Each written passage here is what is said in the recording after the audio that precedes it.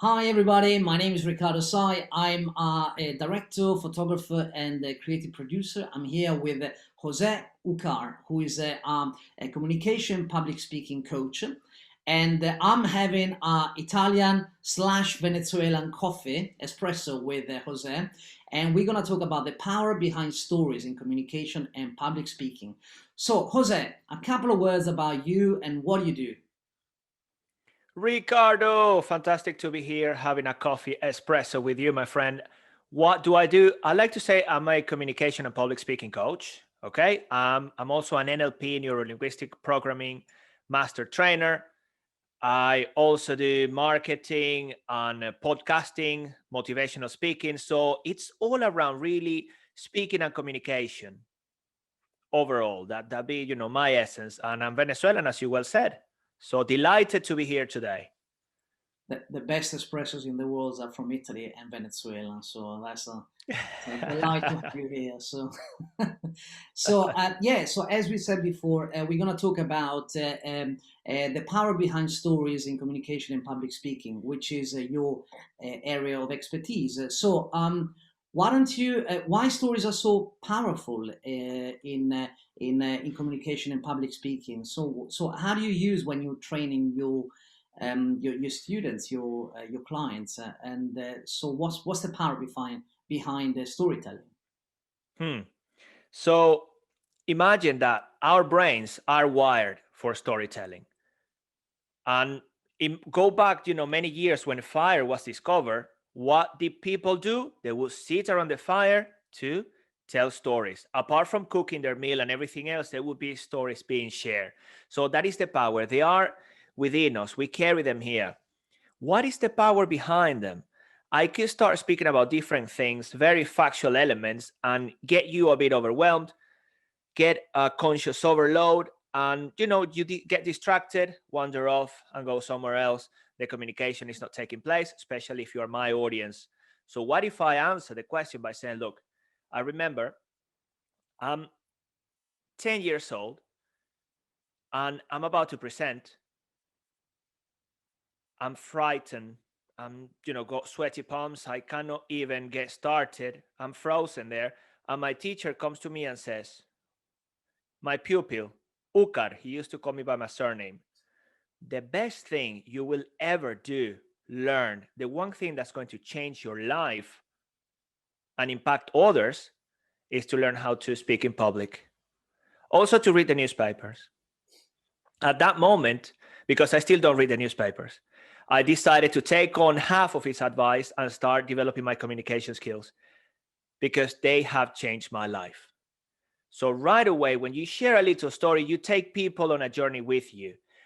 The story, the power behind is that it bypasses the conscious and connect with the unconscious mind. I can put pictures in the audience's minds and connect at a deeper level. There is an emotional bond being created when we share a story. That's the power of it. And also when we want to inspire, to educate, when you share a story, you're giving the person the opportunity to take their own message, a message that they can apply to their lives, as opposed to me as a speaker or a communicator telling you exactly what to do. That is, in a nutshell, the power behind stories. Fantastic. That's very, very interesting.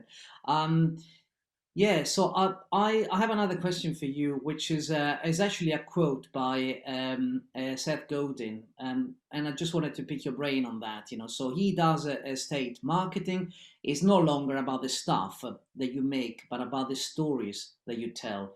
So, what do you think of this quote, Jose? The first thing that comes to mind, Riccardo, and I love Seth and his quotes and his work, Purple Cow, one of them that I've read, is that people still buy from people.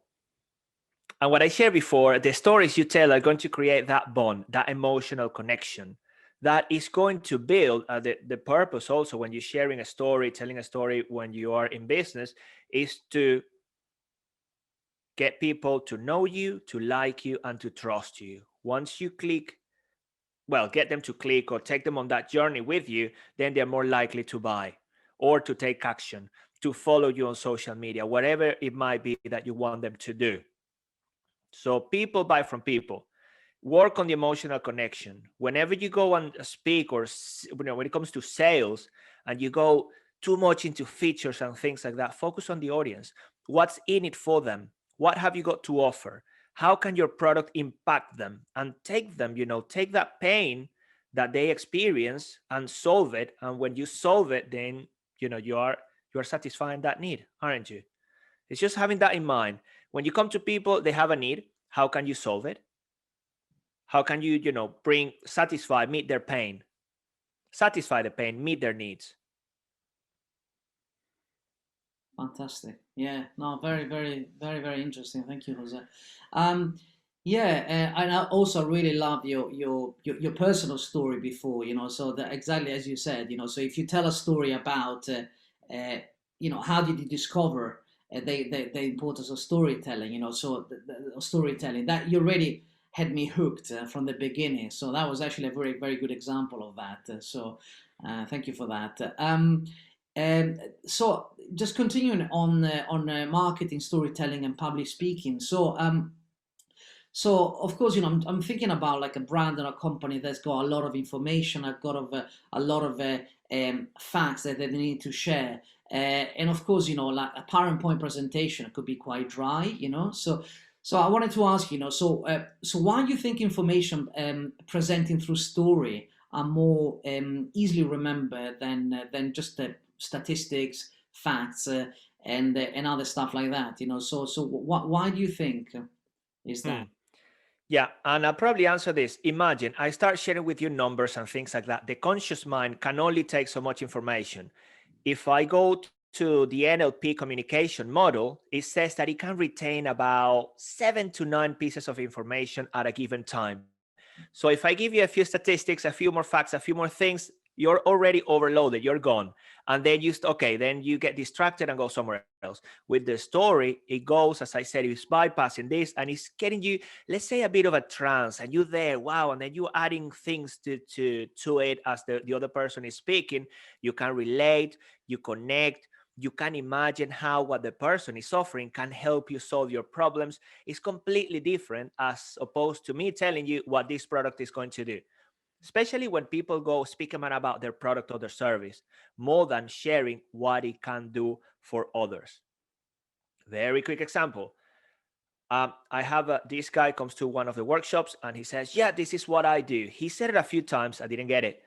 And I'm just thinking, wow, I'm a bit dumb because I'm not getting the whole business idea. So I said, look, what does it do for your business? Sorry, for your clients? And could you share it with a story? Have you experienced any of your clients succeeding? Yeah, of course. I mean, I had this guy, John, he came to me and a year later, he has saved over 200 pounds. Oh, by using the platform. Okay, right. So the platform, yeah, so we help you save money online, whatever, blah, blah, blah. Cool. How easy can that be? When you share a story as well, you are not only reaching your current customers, you are giving people that may not be interested or not, they don't understand. You get them to understand, and they are the ones that can then share and connect you with people that can come to you. So you never know who's going to be in the audience.